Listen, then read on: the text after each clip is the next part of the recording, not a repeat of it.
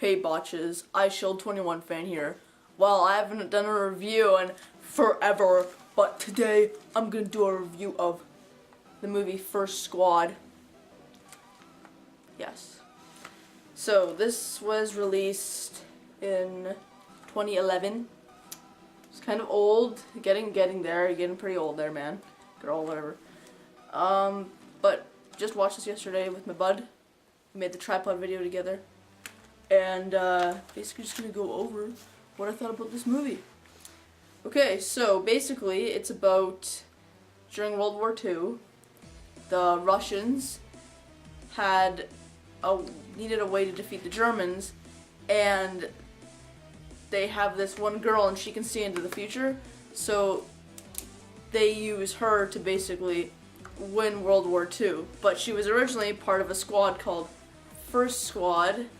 These guys here, and at the beginning of the war all these people died, so she is the link. Apparently they have this machine that can send her into the world of kind of like limbo between the living and the dead, and she has to go and talk to these people, and there's a point called the moment of truth where in the war something happens. I'm not going to spoil it. But something happens, and there's a point where these guys can come into the world of the living and basically help them fight the Germans. So overall, like, I find it to be a very jumpy storyline. Like, it would be talking about something, and then it would like jump to something else, and then it would jump back, and then it would like you forgot something, and she was always remembering these things, which kind of makes sense because no one's memory is perfect. You're always going to remember different things at different points, but I don't feel that it really worked too well. Made me very confused. And it's not a deep plot. It basically has like, Sarah, can you stop with the barking things? It basically doesn't have a deep plot at all, and it's kind of like one storyline, and this is what we're gonna do, and there's not really much background. Like, I thought it would be deep because of this girl here. And look at my space in my teeth. I should get a retainer soon. But I have to wait for my two other teeth to come in. Look at that. I just noticed that, how noticeable the space in my teeth is. SpongeBob.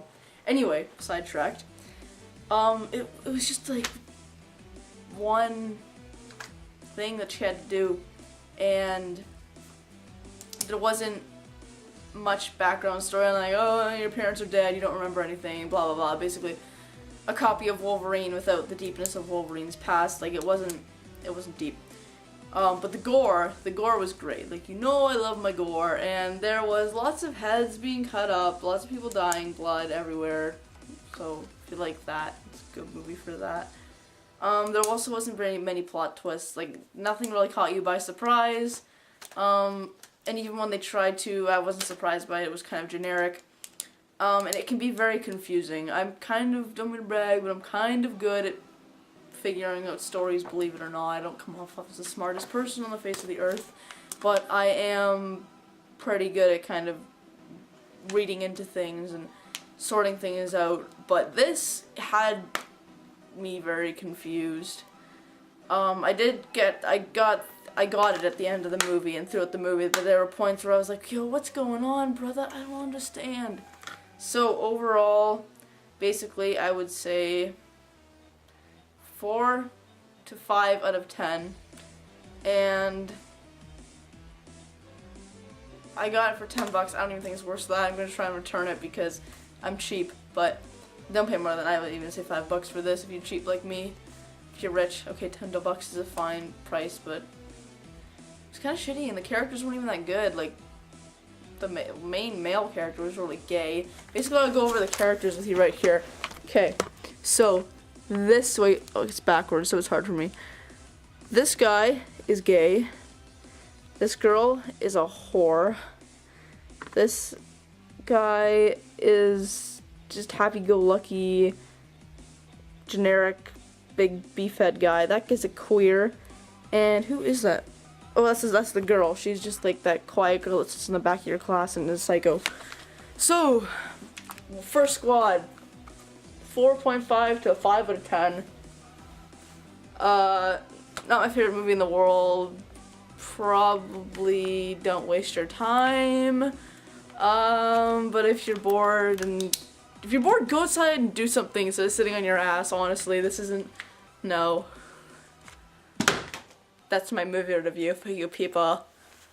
Watch my tripod video, because you'll be very shocked. Bye, bitches. Also, I'm cosplaying as Tyson from the original Beyblade. Right here. That's not Tyson, but the Tyson from this Beyblade.